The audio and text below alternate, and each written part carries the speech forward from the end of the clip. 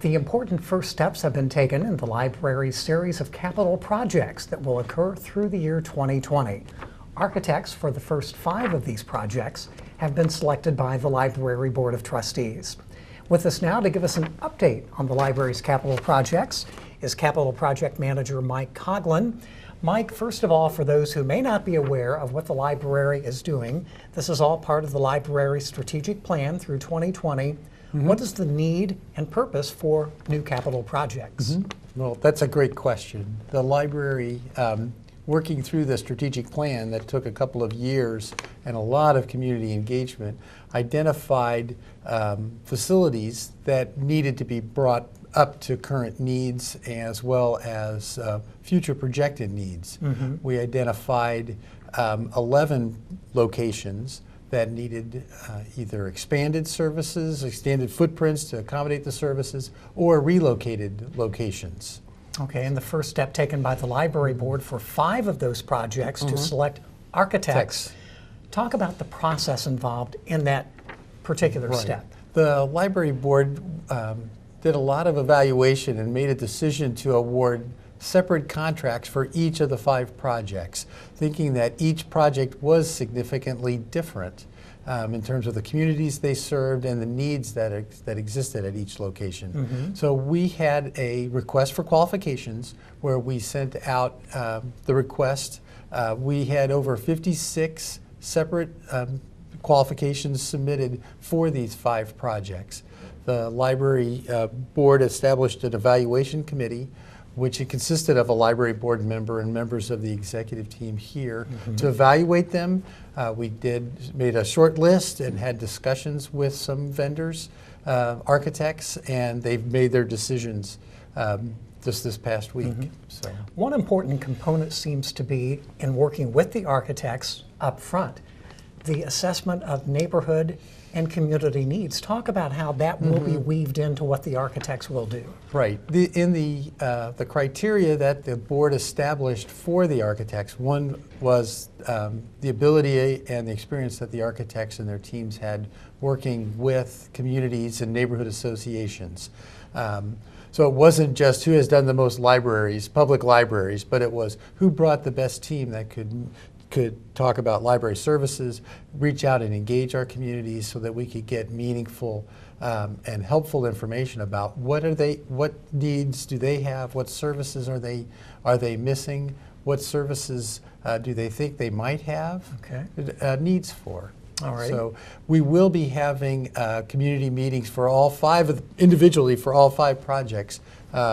At the beginning, during the design phase, and then as we continue to move forward with the development of the design. And then, of course, there'll be all sorts of the fun parties, groundbreakings, and probably an in-process time so the community can see how the project's coming, and of course, move-in and opening days. And these will take place through 2020, so we have a long way to go. But the first 5 projects in which architects have been selected include the Brightwood branch, that's a new building. The Eagle branch, also a new branch along the West 38th Street corridor.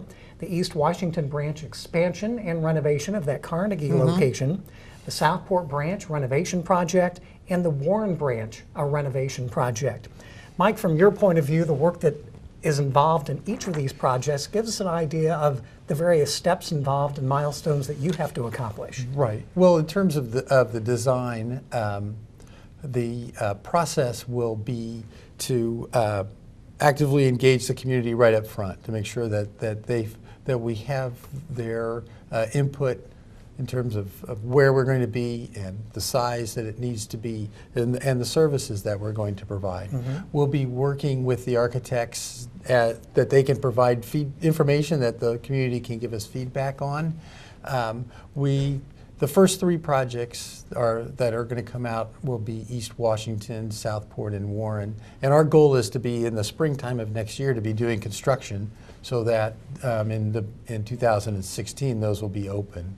So we are working now to help try to find sites for Brightwood and the Eagle branch, and that's really where we are right now with those 2 bigger projects. Site selection is the next big project or piece of the project for not only these 2 and the first 5 projects, But as we look down the road, there are 11 projects in all. Well, yes. A new branch to be built in the Michigan Road corridor, Right. Perry Township. So Right. plenty of big projects still up and coming. Right. Our horizon right now is just looking at 2020 with these projects, but then it does jump right past that into 2022 when we wrap up the next 6 projects.